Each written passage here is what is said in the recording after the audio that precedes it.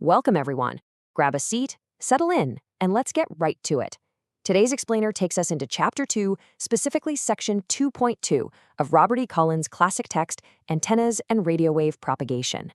Honestly, I like to think of this session as a bit of a mathematical rescue mission. We are going to start with what looks like an impossible problem in electromagnetics, specifically, finding the electric field from a complex antenna current. Then, we are going to use some incredibly elegant mathematical tools to pull ourselves right out of that computational nightmare. Make no mistake, what we cover today is the absolute bedrock of advanced antenna engineering. Here is our roadmap for this derivation. We'll start with a complex field problem, introduce the vector potential A, then the scalar potential phi. We'll untangle them using the Lorentz condition, land on the Helmholtz wave equation, and finally, calculate the electric field. Let's jump in. Part 1. The complex field problem, or as I often call it, Maxwell's intimidating hurdle. To really appreciate the elegance of the solution we are about to explore, we first have to feel the pain of the problem. In antenna engineering, our main objective is usually to find the radiated electric field, vector E, produced by a specific current J. Looking at equation 2.12, this is what happens when you try to isolate E directly using Maxwell's equations. You get the curl of E minus the free space wave number squared times E, all set equal to negative j omega mu 0 times our current J. If you try to solve this second-order, highly coupled vector differential equation directly for a complex 3D antenna structure, well, it is a complete computational nightmare. We absolutely need a mathematical detour. Moving on to part 2. Introducing vector potential A, our very first mathematical tool. So, if we can't scale this mountain directly, we are going to have to tunnel right through it using an intermediary variable. Enter the vector potential, which we denote as A. Now, in electromagnetics, a fundamental truth derived from Gauss's law is that the divergence of the magnetic flux density, B, is always 0. This simply means magnetic monopoles do not exist.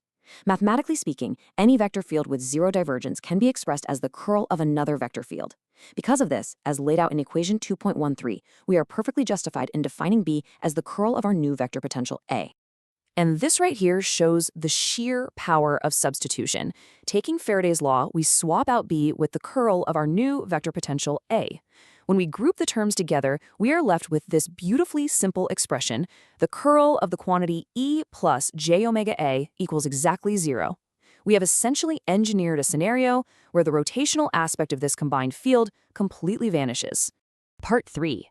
Defining scalar potential phi and handling that zero curl expression. Now that we have established a zero curl relationship, we need a second tool to properly handle it. Luckily, another fundamental rule of vector calculus dictates that if any vector field has a curl of 0, it can be represented entirely as the gradient of a scalar function. Therefore, we can take that entire expression inside the curl and define it as the negative gradient of a scalar potential, which we'll call phi. This is equation 2.14.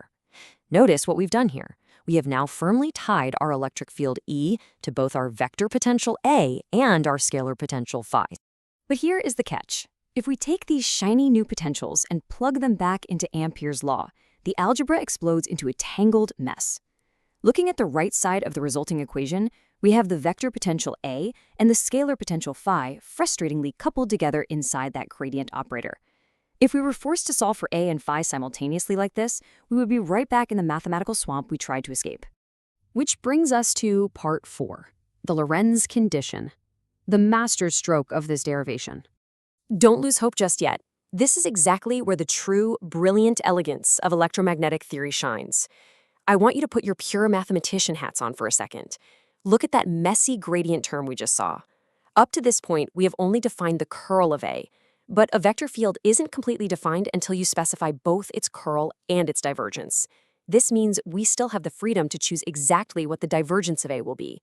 So how can we choose it to surgically eliminate our problem? The answer lies in equation 2.15, widely known as the Lorentz condition. We make a deliberate choice to define the divergence of A to equal exactly negative j omega mu 0 epsilon 0 times our scalar potential phi. Why this specific choice? Because making this seemingly arbitrary choice forces that entire messy coupled term in our previous equation to sum perfectly to 0. It is a mathematical masterstroke. We have completely removed phi from our vector potential equation. Part 5. The Helmholtz wave equation, our mathematical resolution. With a Lorentz condition applied, the chaos finally collapses into order. Let's quickly review the steps. Step 1, we had that horrifying coupled equation derived from Ampere's law. Step 2, we expertly applied the Lorentz condition, forcing the divergence of A to cancel out the phi term. Step 3, the dust settles and we arrive at our final destination, a beautifully simplified wave equation. Just look at this comparison. On the top, we have the intimidating before state. Variables are tangled, an absolute nightmare for any simulation software. But on the bottom, the after state, clean, decoupled, and mathematically profound. This dramatic transformation is exactly why mastering vector calculus identities is practically non-negotiable for anyone who wants to be a serious antenna engineer. This after state is equation 2.16, the inhomogeneous Helmholtz wave equation. We have the Laplacian of A plus the wave number squared times A equal to negative mu0 times our source current J. Notice what is missing here. Phi is completely gone. E is gone. We finally have a mathematically solvable equation where the vector potential A is tied directly to our known source current J. We integrate our current distribution, and boom, we find A. Finally, part 6, calculating the electric field. Mission accomplished. Finding A is fantastic, but we can't forget our original objective, retrieving the actual radiated electric field, E. Returning to our earlier definition that tied E, A, and phi together, we use the Lorentz condition one last time to substitute phi entirely out of the picture. This brings us to equation 2.18. The electric field E equals negative j omega A plus the gradient of the divergence of A all over j omega mu0 epsilon 0. The complex electric field E can now be calculated using only the vector potential A. We have entirely bypassed that terrifying second-order differential equation we started with. Now, the text doesn't just leave us floating in abstract theory. It grounds us right back in reality with example 2.1. It asks us to consider the AC impedance of a simple wire. By using the exact relationships we just derived and knowing the electric field along the wire, the example shows how to calculate the total voltage drop in current. It wonderfully reveals that for a basic copper wire operating at 1 MHz, the AC impedance is a specific, solvable numerical value. The seemingly abstract derivation we just completed on the board directly allows us to calculate the real-world impedance of physical conductors. I'll leave you with this final thought to ponder as we wrap up. Vector and scalar potentials A and phi are largely mathematical fictions. They aren't physical fields you can easily go out and measure with an instrument in a lab. Yet, without these abstract fictions, calculating the real-world performance of a complex antenna is practically impossible. The ultimate secret to engineering the very real world of radio wave propagation relies entirely on our ability to invent and wield the right mathematical abstractions. Keep that in mind as you review your notes. Thanks for joining me for this explainer, and keep exploring.